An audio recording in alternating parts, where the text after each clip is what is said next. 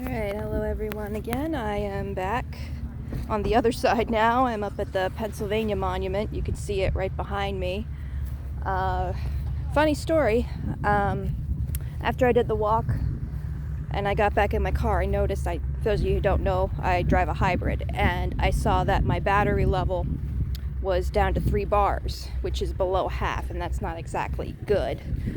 But it stayed that way until I got over here up on Cemetery Hill, and then it was back up to over half, and that was not a very far drive, and I did not have my engine constantly running. I mean, for those of you who don't really know too much about hybrids, the engine works to charge the battery, and my engine was kind of charging, and then it was kind of going off and on. It wasn't really consistently charging, which is what you really need in order for it to get up that far.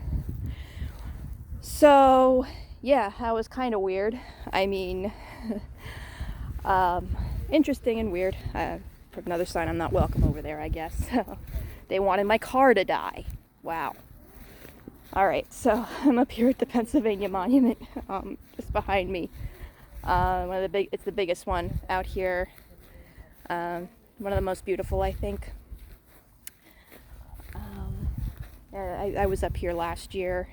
Take the tour group up here. I come up here almost every time I come because, you know, it's really awesome. So you can see the statues of there's General Meade over here, because he was not born in Pennsylvania. He was actually born in Spain, but he lived here in Pennsylvania almost all his life, and he's buried in Philly, I believe.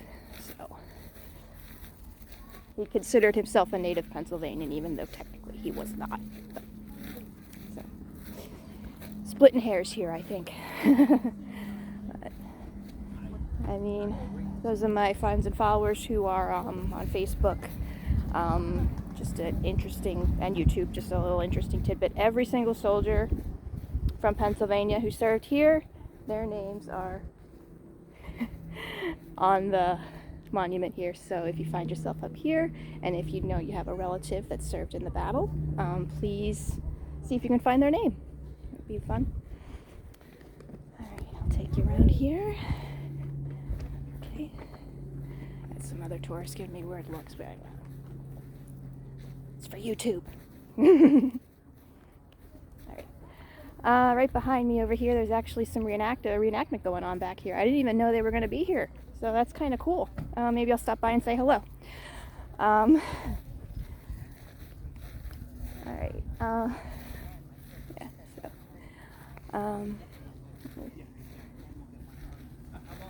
Yeah, Pennsylvania Monument. I'll take you down a little bit. Won't go too far, because the sun's starting to bear on me out here, so. And the traffic's getting a little thick up here. I might want to head back and maybe just chill in town for the rest of the day. But, I mean, I did hit a couple good spots out here, so I'm not really too, it's pretty productive out here, so. Alright, I'm going to head up this way. There's a monument up here we can take a look at.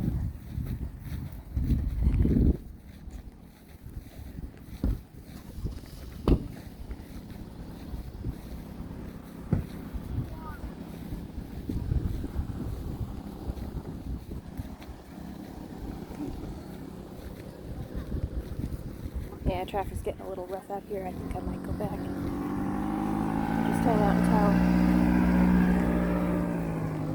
Let me get across here without getting hit by cars. Alright. Okay. Well, we got something up here. This is Minnesota over here. Minnesota Monument over here. Let's take a look.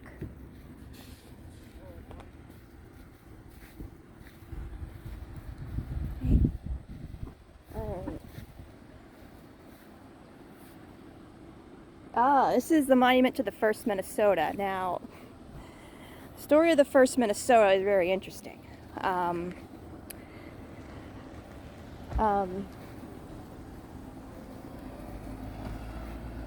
the 1st Minnesota held the line. Like, they sustained over 80% casualties during the Battle of Gettysburg.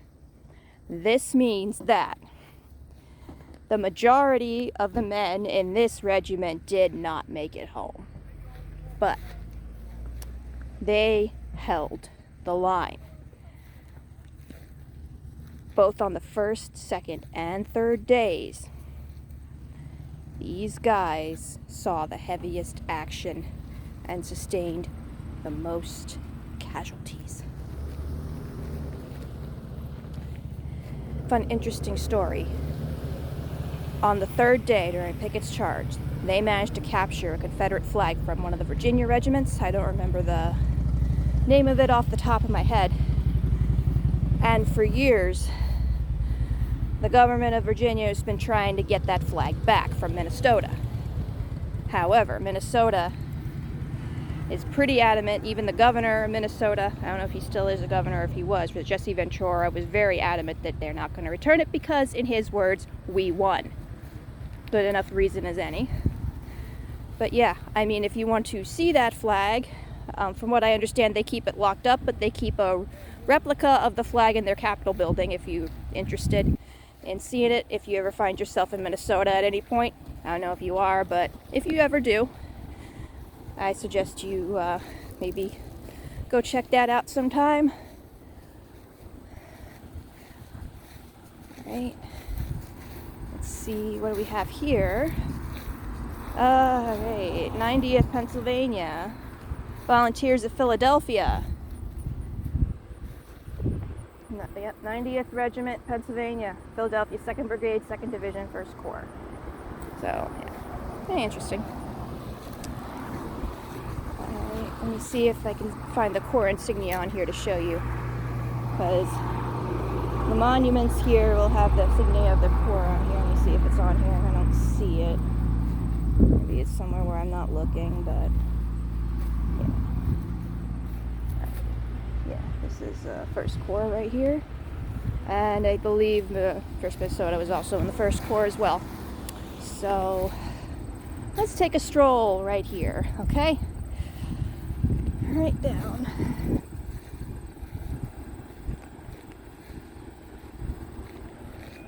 Right, we got some rifle cannons up here on my right. Yep, Army Potomac 1st Corps. Volunteer Artillery Brigade, 1st Pennsylvania Light Artillery, Battery B. 4 3-inch rifles. See these guys lined up here. These were not the actual cannons used in the battle. They're just there to mark the spots. Remember when I was a kid, I used to climb on these sometimes, and my dad would yell at me. All right. Yeah, I'm walking on the grass out here because I don't want to get hit by cars.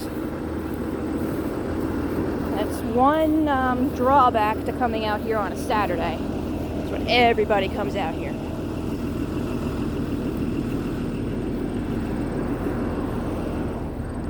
Alright.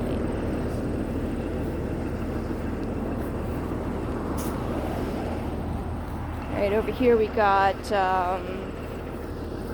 Massachusetts Light Artillery, 5th Battery E. 6 3-inch rifles.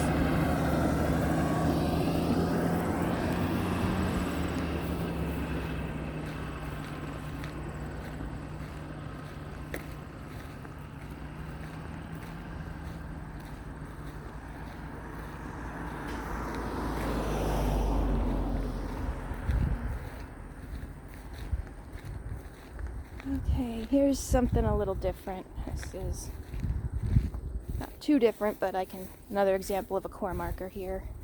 If you look, it might be kind of hard to see, but you see that on this monument is the trefoil, or 3-leaf clover. That's the sign that the 148th Pennsylvania was in the 2nd Corps. The trefoil is the symbol of the 2nd Corps. You'll also see that symbol on the monuments dedicated to the infamous Irish Brigade. That does not have nothing to do with their Irish heritage, but has to do with the fact they were in the 2nd Corps. A lot of people mistake that. Very easy mistake to make. All right.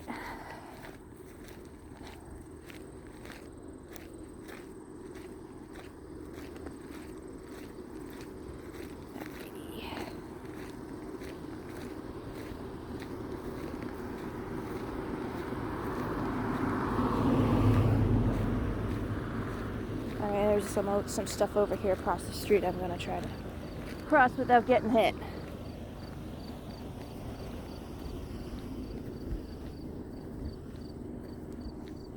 Yay, I made it.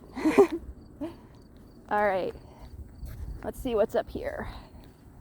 Alright, it's like right flank 4th Cavalry. If you look down here, I'll point my camera down so you can see. Right there, that is what is known as a flank marker. When you come out on the battlefield, you will see these mark the right and left flanks of whatever regiment, corps, whatever was stationed there. So you see this, here's a monument to the 4th Pennsylvania Cavalry. If you're facing this way, where the monument is facing, you will see that the right flank marker is here on my right, and the left flank marker is all the way out there on my left. So you can get an idea as to where they were positioned during the battle. Okay? It's kind of cool.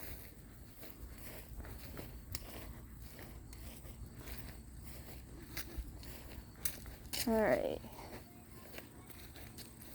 There's something up here. Let's go take a look.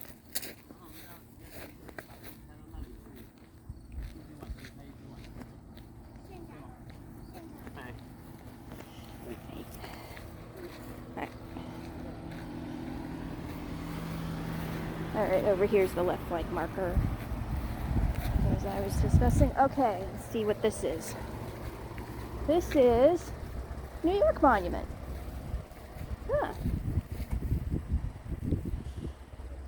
I have some friends up in New York. I don't know if they're into my YouTube channel, but if you are, hi. Let's see, the state of New York in recognition of the services rendered by those corps, division, and brigade commanders at Gettysburg, not elsewhere honored on this field. And you'll see their names up here on the wall. I think this is more dedicated to the officers than the actual rank and file, but still pretty cool. Let me take a look up here. Actually, a little bit of shade up here. Actually, kind of nice.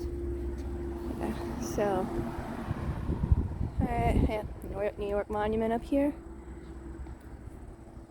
Let's see if there's anything else down there worth looking at. Alright, well, I think I'm going to head back to the Pennsylvania Monument now.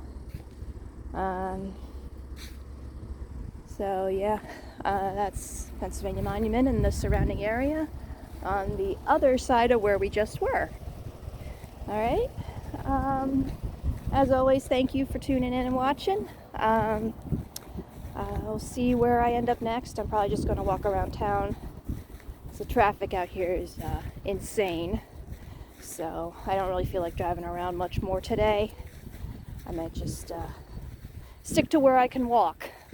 Park at my hotel and just stay where I can walk. So I think that's the plan for the rest of the evening. So, well, technically it's not evening yet, but you know what I mean, rest of the day. Again, as usual, thanks for tuning in. We'll see where I end up next. Okay, bye for now.